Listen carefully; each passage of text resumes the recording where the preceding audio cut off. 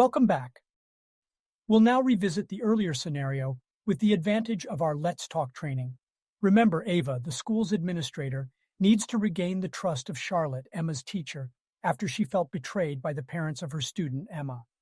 Ava has asked Charlotte to meet her after school in one of the empty classrooms. Let's continue.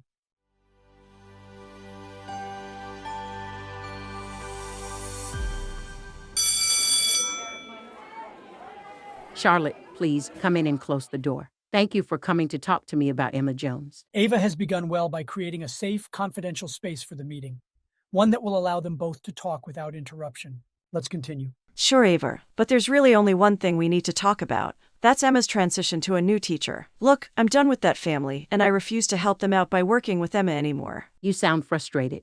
Ava has been actively listening to what Charlotte's been saying and offers back an affirmation. She recognizes that Charlotte is frustrated. In return, this signals to Charlotte that Ava cares about and is interested in what Charlotte has to say.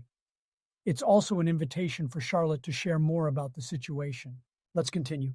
Boy, am I ever. Ava, teaching Emma is tough. I work hard to be the best teacher anyone could be, especially for Emma. A lot of working with difficult children depends on instinct.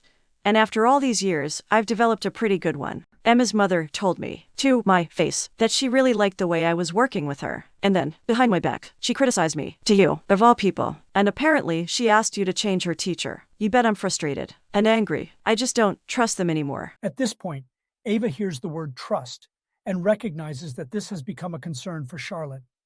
Ava also recognizes that Charlotte is upset that the school's administration has been brought into the process. She makes a mental note and will return to address that later in the conversation.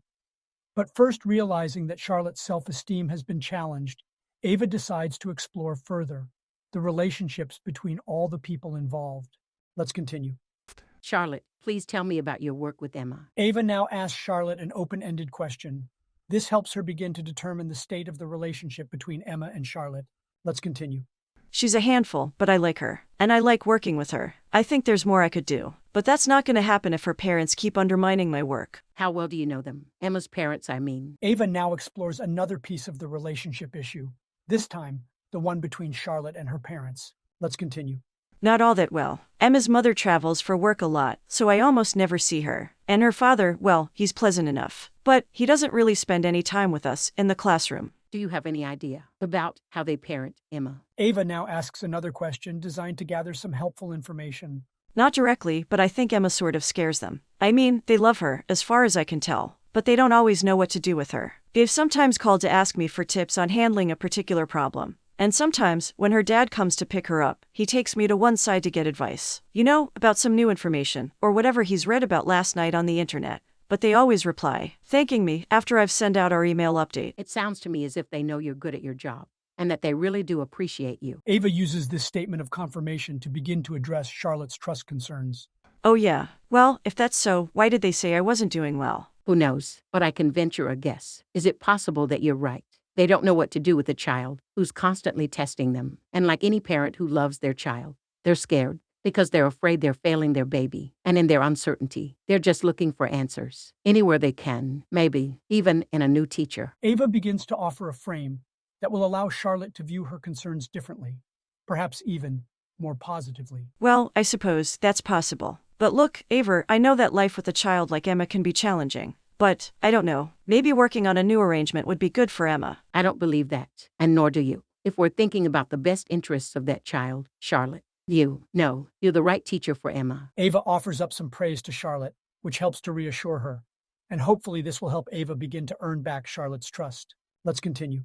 What would the parents have to do to make you willing to keep working with her and with them? Ava then returns to questioning mode to try and move on from a review of the past towards finding a possible workable solution, this time directly drilling in on Charlotte's needs. Let's continue.